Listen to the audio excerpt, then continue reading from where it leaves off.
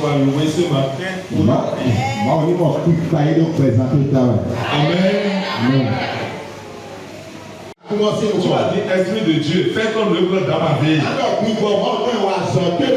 Je vais écouter ta parole. Je veux que tu me parles. Je veux que tu me baptises. Je veux que tu me transformes. Je veux que tu me modèles. Modèle-moi, transforme-moi, change-moi, Seigneur Dieu. Change ma mentalité, Seigneur Dieu. Permets que je puisse prendre de nouveaux engagements, de nouvelles résolutions devant toi. Prie au nom puissant de Jésus. Jésus wa gani. Jete wa gani. Maya bulukotowe. Dion no meche. Dion monche. Jésus no dotowe. Bon, on découvre zindo meji. On a zo na pelenge. Abi na ja pasa si le ko jo ko de do. A je ni pe Jésus si come. E ya yese no wa. Ko lo sa o to isawe. E no te obi to. E no te yaya le to. O wa ni ko ji ai ko faso go. Ku ro de le yi wa ko ro de ko. A je ni pe Jésus si come. E ya Jésus pate. E ya Jésus wa hosu. E ya Jésus pra le bi do. E ya Jésus wa ko to mi ko. Wa ni ko to mi ko le bi mu. Ko bi ko bi na to we. Also na o do fa mo. No Jésus si come bi ko le. Nous avons prié au nom puissant de Jésus. Pour Jésus, veuillez vous asseoir. Amen. Amen. Bien ce matin, nous allons vous parler de la croix de Jésus. La croix de Jésus. Nous allons tirer beaucoup de leçons à travers ce message. Bon, ça va révolutionner notre vie. Bon, pour ceux-là qui vont ouvrir leur porte à Jésus ce matin, ça va révolutionner ta vie. Tu ne seras plus le même être. C'est pourquoi dis à ton ami qui est à côté de toi, je t'en supplie, ne dors pas.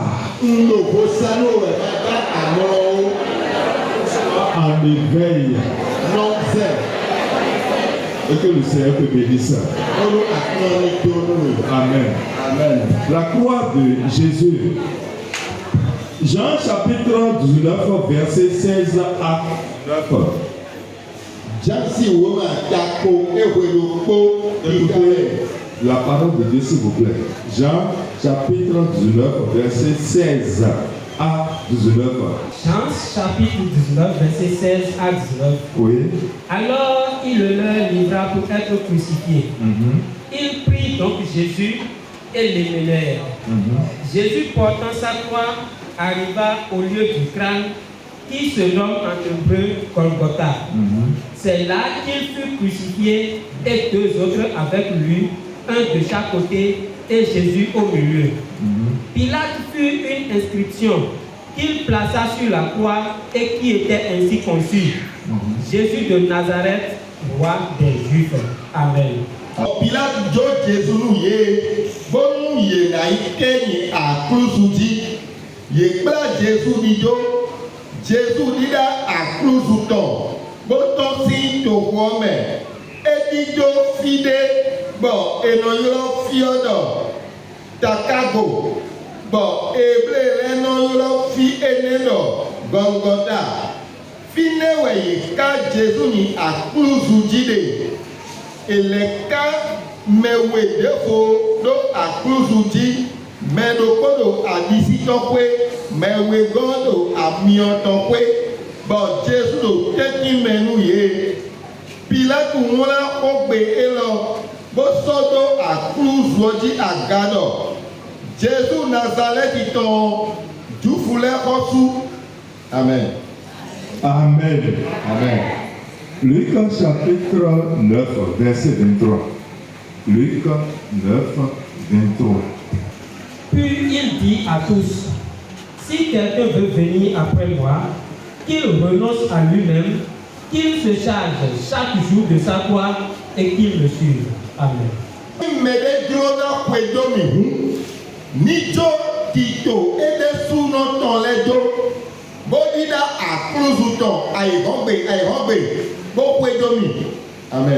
Amen. Amen. La croix de Jésus. La croix de Jésus. C'est quoi la croix? La croix, c'est quoi?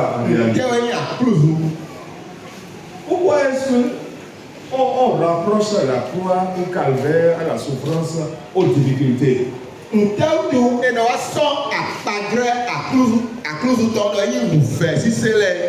N'est-ce pas un simple métal qui est fondu, façonné, modelé pour donner cette forme-là?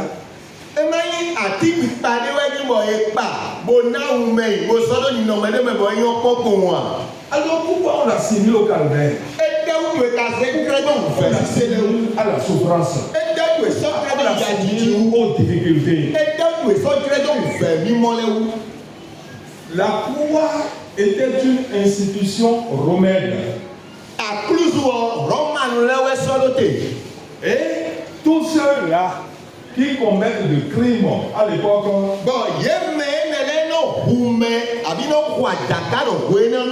les malfaiteurs étaient crucifiés, étaient pendus à la croix romaine.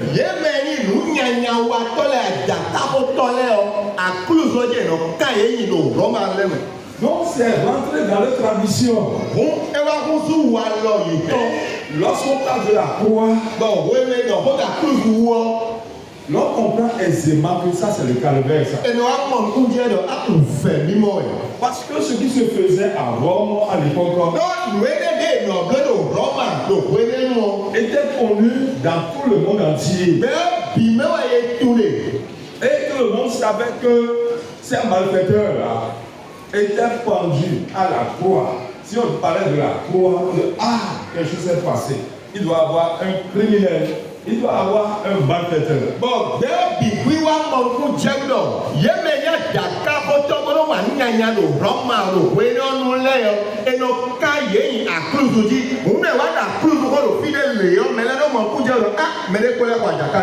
C'est pourquoi lorsque Jésus a été lorsqu'il voulait accomplir l'œuvre,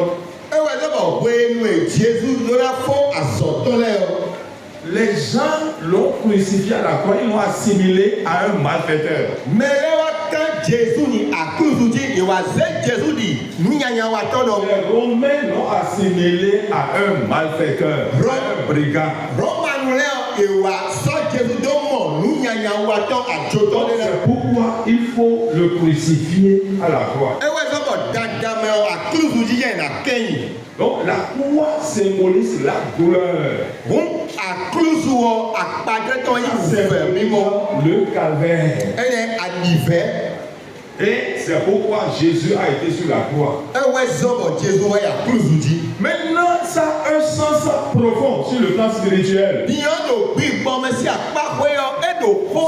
n'est pas pour rien que Dieu a permis cela, que Jésus aille à la croix. Ça a un sens spirituel. Dieu ne voit pas le métal fondu, modelé, façonné, auquel on donne une forme. Non, Dieu ne voit pas ça. C'est plus profond que ça.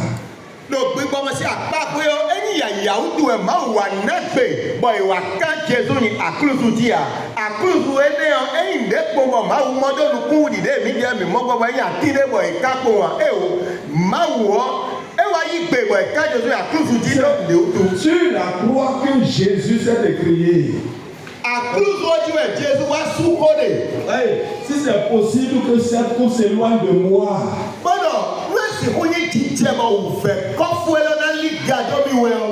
Parce que non, s'il est possible que cette coupe s'éloigne de moi. Voilà. S'il est possible que cette coupe s'éloigne de moi. Donc, c'est sur le coup de la douleur. La souffrance était atroce. Douloureuse. Parce que la souffrance de l'humanité pesait sur lui. Tó ùfẹ́ sísẹ̀ gbẹ́ ọ̀bì wí tọ́wọ́ kó fún àgbà gbọ́dọ̀ Jésù Dieu pẹ̀lẹ́. avait réduit toute l'humanité à la souffrance. Tó àwòbíọ́ ẹ wá sọ̀gbẹ́ ọ̀bì wí bó nyírọ́ tó ẹ̀yìn ùfẹ́ sísẹ̀ mẹ́. C'était pesant. Bọ̀ ẹ wá yà gbàtí pé C'était lourd. ẹ gbé e lẹ́sùn. Donc il va falloir que quelqu'un supporte tout ça. Ẹ jẹ́ dọ̀ mẹ́lẹ́ ní wá dídá àpá ẹni ọ. Jésus a dit, oui, me voici. Bọ̀ Jésù wá dọ̀ ní ẹyẹ. Envoie-moi. Mi jó mi Le mi sẹ́mi Père o. l'a envoyé. Bọ̀ tọ́ wá sẹ́ Jésù Et tó. il s'est humilié jusqu'à la croix. Bọ̀ ẹsẹ̀ ẹni òwe kaka bó yà kúlùzù ẹ. Supporter cette douleur-là. Mo lọ àkọ́nù ùfẹ́ sísẹ́ Il yẹn. a supporté ce Jésù poids-là. wá kẹ ùfẹ́ gbà ẹni ọ. Le poids que tu devais supporter. Ùfẹ́ gbà déwẹ̀ ló náà kẹ òwe yín Parce ṣe que lùwẹ̀. le diable malmenait les hommes. Tó àwòfíọ́ lò bẹ tọ́ Le lẹ́nu diable sísẹ́ tó. envoyait de douleur un peu partout. Ẹnu ùfẹ́ sọ́jọ́ lamẹ́nu bẹ tọ́lẹ̀ gbà Sur sáré le dìgbé. plan spirituel, Yóò bí gbọ́mẹ́sì àkáwé. les âmes étaient bouleversées. Àlí ìdọ̀lẹ́bí wa kò wúlúwúlú. Les esprits étaient abattus. Gbígbọ́ yìí tọ́lẹ́bí rẹ̀ àkókò. Les esprits étaient abattus. Il a enchaîné plus d'un dans sa prison. Ẹnẹ gbígbọ́ àwọn òbí tọ́lẹ́wẹ́ jẹmẹ̀. Ó wá wúrí àlí ìdọ̀lẹ́lẹ́dọ́. Àgàgbàdọ̀ mẹ̀. Il a enchaîné plus d'un dans sa prison. Ẹ wá jó wọ̀lọ̀ àlí ìdọ̀ gègé tó gàgbàdọ̀ mẹ̀. Et ces âmes étaient dans les liens. Bọ́ àlí ìdọ̀ nẹ̀lẹ́ bí ló ká mẹ̀. Elles souffraient. Yẹ́n ló fẹ́ séwẹ̀. Elles exprimaient des cris de détresse. Bọ̀ ẹyin àkọ́sùsù fẹ́ tọ́lẹ́fù ẹ̀yẹ́ lè. Étaient parvenus aux oreilles de Dieu là-bas. Bọ̀ kọ́sùsù ùfẹ́ mímọ́ àlí ìdọ̀ nẹ̀lẹ́ tán ẹ̀yí kàkàwé ìmá ògbọ́n. Et Dieu a jugé bon maintenant. Bọ̀ má wà sí pé jáde lọ. Que Jésus subisse cette croix-là. Ẹni ọmọ Jésù ní ìṣe òfẹ́ là. Et que toutes les douleurs, le poids de cette douleur-là pesait sur Jésus. Bọ́lá òfẹ́ lẹ́bi wí sí àgbà pípẹ́ ọ níwá pẹ̀ Jésù. Donc il subit cette calvaire, ce calvaire-là, Fún Jésù ọ ẹ wáyé òfẹ́ ẹni ọmọ sè. cette atrocité-là. Ẹni òfẹ́ ṣíṣe ní ẹ̀yà Je sais pas sánú ẹni. comment le fond va qualifier ça pour que ça puisse rentrer dedans, quoi. Oui, c'est atroce. Oui, c'est une douleur atroce. Òfẹ́ dà kóde wẹ̀. Atroce, atroce. Il y a douleur dans douleur. Ẹni òfẹ́ ṣe lè òfẹ́ ṣíṣe mẹ́.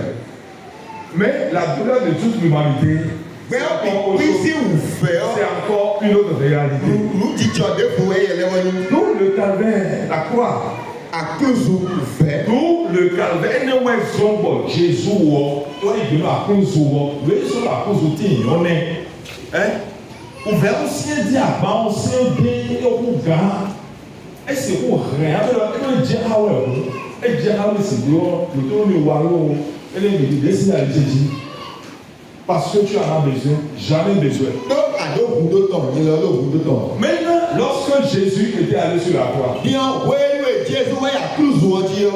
la condition de l'homme Nínú ọmọ ẹgbẹ́ tọ́tàn. qui était d'être douloureuse, Ẹ ní òfẹ́ mímọ́ náà yọ. l'homme qui devait être asservi, Ẹ lọ́nà yín yà sánú mẹ́. emprisonné, Ẹ lọ́nà tó ga. jeté dans l'enfer. Ẹ nà pípẹ́ tó mi ọ̀sọ̀ wá sí mẹ́. Jésus a subi ce calvaire-là. Jésù wáyé ìdí òfẹ́ mímọ́ ẹni Il a subi cette Ẹ malédiction-là. wá rẹ̀lú tó pa ẹni ọdún ilé. Il a subi ce châtiment-là. Ẹ nà gbàdónú mẹ́ni ọ̀ Jésù wáyé Il a rẹ̀lú ilé. tout supporté. Ẹ yí bìwí Et rẹ̀. il s'est écrié Bọ̀ ẹ súnkọ. en disant que tout est accompli. Ọ̀nà ní gbọ́dọ̀ nù bì kóyí Tout est wíwá. accompli maintenant. À partir d'aujourd'hui, tout est accompli. Lẹ́sí Il a tout supporté. bì kóyí wíwá Il náà a Jésù pas kóyí. supporté la douleur à moitié, non. Ẹ yí òfẹ́ À ọ̀fẹ́ moitié, ọ̀tọ̀. partiellement, non, ce n'est pas ça. Il a tout supporté. Et il s'est écrié en disant, tout est accompli. Jésù Tout est ẹ yí accompli. òfẹ́ ọ̀dẹ̀ bó tàbí bó wa. Lọ ẹ yí òfẹ́ lẹ bì pín káká bó tẹ̀ àkúrò ìlú ọjí. Dis à ton ami qui est à côté de toi, tout est accompli. Lọ́dún lọ sí ọ̀dà pàtó lọ lù bì Tout est accompli. Tout est accompli. Tout est accompli. Tout est accompli. Tout est accompli. Tout est accompli. Tout est accompli. lù bì kóyí wíwá. Lù bì kóyí wíwá. Tout est accompli. Lù bì kóyí Tout wíwá. est accompli. Lù bì kóyí wíwá. C'est pourquoi Ẹ wẹ̀ bọ̀. ce que tu supportes aujourd'hui, Lù ẹ́ le calvaire que tu traînes aujourd'hui, òfẹ́ la ní. croix que tu traînes aujourd'hui, Ùfẹ́ ní dọ́pẹ́ àdépè àkúrúsù ẹni ẹ̀hẹ́ àdépè ọ̀fẹ́ ní mẹ́gbọ́n ní adegbe o. Tu traînes aujourd'hui. Étọpẹ́ adegbe o. Qu'est-ce que Jésus a dit? Ete Jésus lọ. Relisez encore le passage là. Mi lẹ́mọ́ ká kíkà mẹ́ o. Ça dit quoi? Si quelqu'un, nous sommes dans Luc 23. Oui. 9, verset 23. Oui. Puis il dit Écoutez bien. Puis il dit à tous, oui. si quelqu'un veut venir après moi, Si quelqu'un veut venir après moi, si quelqu'un veut me suivre véritablement, réellement, et qu'il fasse quoi? qu'il renonce à lui-même, Qu'il renonce à lui-même. qu'il se charge, Renoncer à soi-même. Renonce à lui-même. Oui, maintenant après. qu'il se charge chaque jour de sa croix. Il se charge maintenant chaque jour de sa croix. De sa croix. Il se charge de sa croix là. Et après. Et qu'il me suive. Et qu'il me suive. Amen. Amen. Qu'il se charge de sa croix et qu'il me suive. Amen. Jésus lẹ́tọ̀ọ́ yé bídọ̀. Oui. Ẹni mèlè jóná péjọ mi. Et il m'a dit, Níjó dìjọ ètè súnmọ́tọ̀ lẹ́jọ́.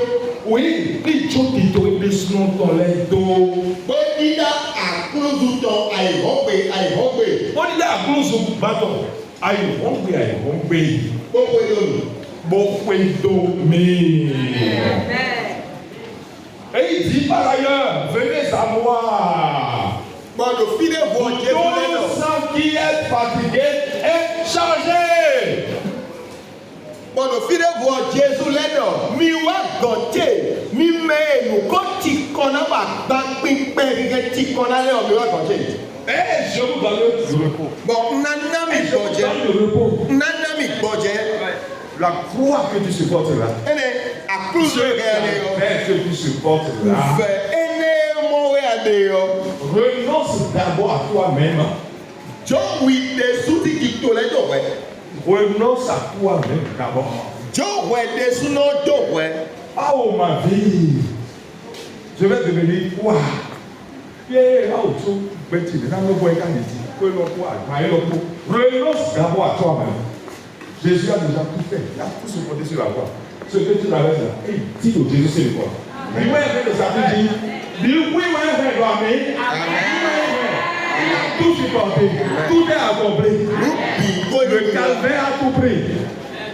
Àkúrúdù kọ́ yí ìfẹ́lẹ́ bì Tout est accompli. Lú bì kó yí wẹ̀. Maintenant, renonce à toi-même. Ẹnẹ gbẹ́kọ̀dọ̀ wí de Renonce súná. à toi-même. Jọ wí de súná jọ. Renonce à toutes ces choses-là. Nù ẹnẹlẹ bìbí ọgbẹ́kọ̀ yìí. Renonce à cet apitoiement-là. Ẹnẹ mẹ̀dẹ́ nẹ́sù nánà bẹ́lá wù nù mẹ̀dẹ́ yọ gbẹ́kọ̀dọ̀ nù ẹnẹlẹ wù. Renonce à ça.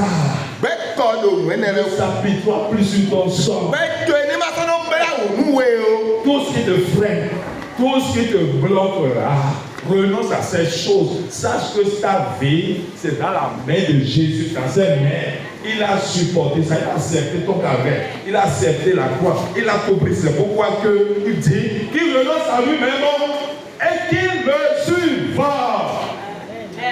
On ne passe sur Jésus, la place là, comme ça. Jamais. Il a son. Amen. Il a son, oui.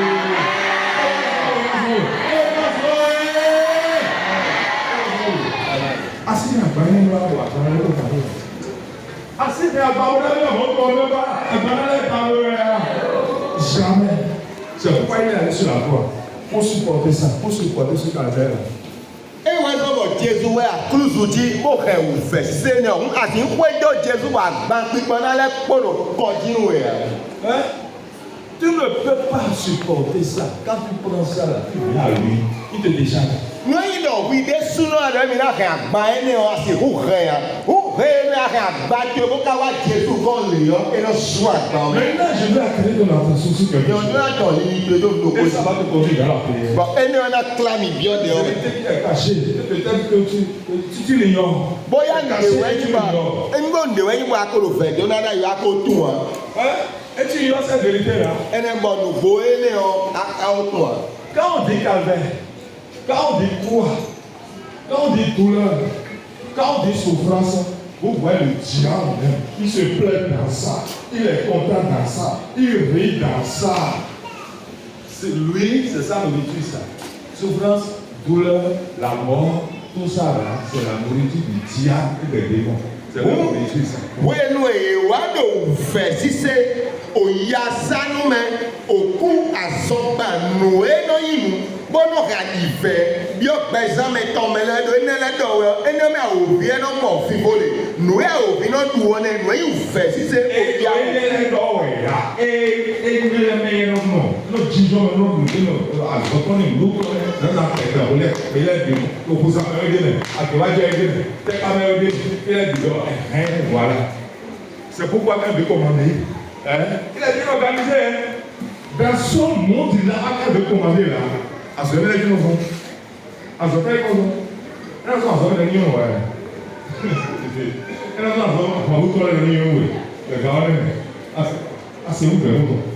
dit, le Dieu l'a dit, la parole de Dieu l'a dit. Voilà. Il vient pour dérober, pour égorger.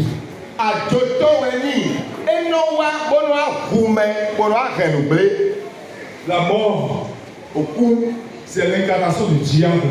À vie, 2 Corinthiens l'a dit. C'est l'incarnation du diable. Mais Jésus l'a vécu. Et Jésus a dit, oh moi, où est ton aiguillon? Elle a détruit l'anéanti. Au cours à padre à au vieux temps, et ouais, comme on nous et Jésus a nous dit, quand même au cou et vite à la messe, il a détruit sur la croix. Il a détruit sur la croix. Et à ton fond, pour que Jésus soit libéré. Bon, nous animons Katoutou. Pour que je sois libéré. Bon, nous n'y avons pas Katoutou. Mon âme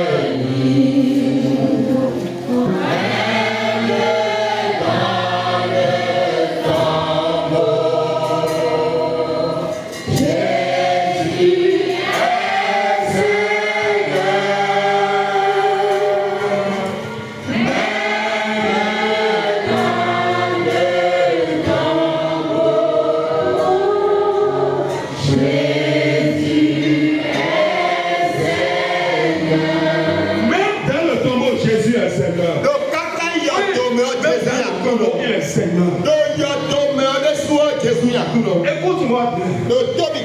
Vous savez que quand quelqu'un meurt, et on l'amène à la tombe. On sait bien, regardez bien.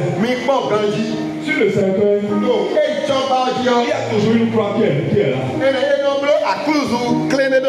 Enlève toujours cette croix là. Toujours. Ils enlèvent cette croix là. Et observez bien. On enlève toujours. L'intérêt du cadavre. C'est pourquoi ça se passe comme ça. C'est pour attacher, lier toute la famille. Le calvaire, la souffrance dans toute la famille. Spirituellement parlant. Il utilise cette croix là. Le secret qui est dedans. La croix, c'est l'incarnation de la douleur. Il faut donner ça dans le monde mystique. Pour détruire toute la famille. Soit dans le bleu tué. On tue un bœuf pour les cérémonies. On sait bien. La corde avec laquelle on a attaché le bœuf là. Vous allez voir que quelqu'un s'en dépossède. Il prend sa carte pour lier toute cette famille là. À moins que tu donnes ta vie à Jésus, à moins que tu marches avec Jésus, tu iras devant le Seigneur. Et tu vas dire, c'est vrai, le calvaire c'est la souffrance. Le calvaire c'est la souffrance. C'est l'atrocité. Mais Jésus, tu as été déjà sur la croix. Lo Jésus est ouais akoya. Tu as été sur la croix déjà. Akoya kuzu jiro ta chema. Il faut maintenant. Nous devons nous aider.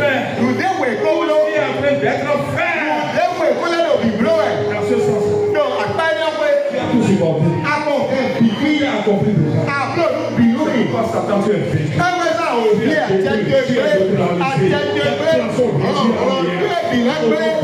no Jesus si come.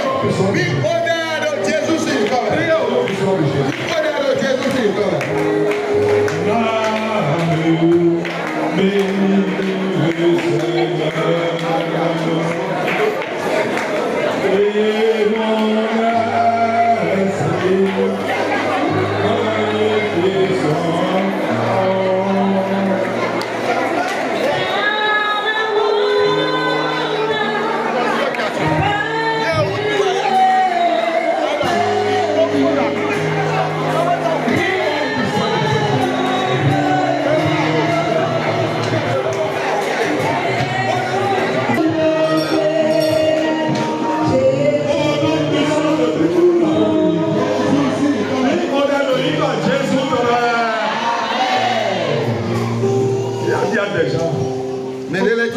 C'est le calvaire. Mais ton biblio anniversaire. Ce sont des enfants de Dieu. Ma o vivo e kani. Parce qu'il y a beaucoup de choses dont ils les échappent. Donc nous de kono ido. Ils sont dedans. Ils ne comprennent pas beaucoup de choses. Ils sont dedans. Ye kade me mo ko ye mo ku je de wa ye de Ils ko. sont en train de prendre Job au Périgord. Et dans Job, c'est le Périgord. On l'a tout fait. On va faire un peu de Dieu. On est fait. Mais nous faisons Jésus quand il s'habille dit. Mais nous faisons alors, moi nous faisons il s'habille dit. À cause de la à cause de la alors tu vas te déchaîner comme le monde des ténèbres. Ana je ma pata e mo si be da wo lo. Nu de we be wa ye de. On Jésus a spirituel au travers. Bueno ti ga no don pe sa je gbi gbo me to do mu fe me. Jésus a vie spirituelle au travers. Bueno don pe sa je gbi gbo me to do ati fe me. Tu vas détruire tout le plan. Ana he di ke to bi gbe. Tu vas anéantir leur œuvre au nom de Jésus. Azo e to bi gbe ana ke. Bi o de lo Jesus. Jesus si ni lo ni ko de ni. Lorsqu'ils sèment le calvaire, Bueno e wa do ati fe do pe sa le sur me. le plan spirituel, Do gbi gbo me si apa we o. l'âme est touchée. Bueno ali do wa pa o. Maintenant, sur le plan matériel, ça va commencer. Ele do apa so me si apa we no do sisi. Allez, on peut faire quoi? Avec le break, là, je vais vous faire le oh, vous connaissez comment c'est. Oh, Jésus a eu la course au Chihuahua, il est bon. À cause du moyen de faire, on peut s'en à cause de la cohérence, il va faire le bon. C'est ça le livre à toi. Et là, on va le mot Jésus est sorti. Jésus a pris sa dit, on a cause au bateau et il faut.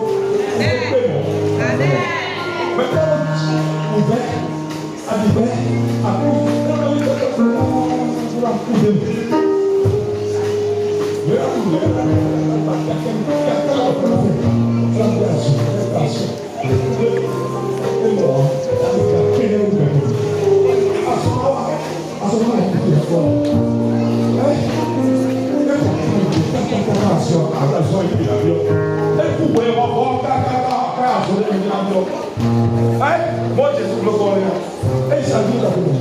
Parce que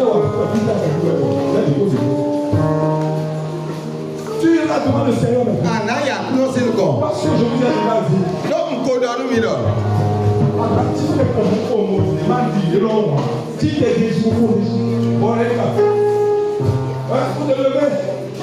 Il faut te lever. Ti te ke di mo ko Il y de. a un changement. Le changement radical. We na na ti ke do ku ile ti ko fu abo la ko de la ko.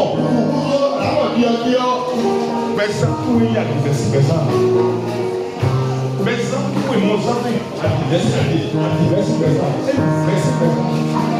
Il y a des gens. Toi, d'accord, on a pas joué.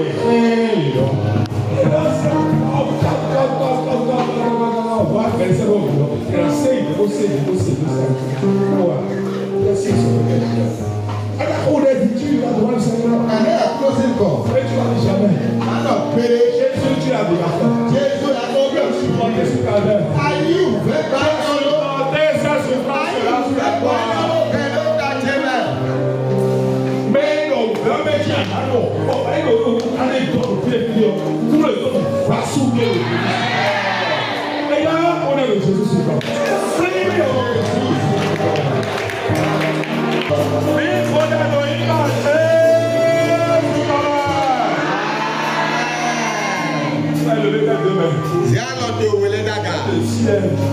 C'est de ça que tu veux.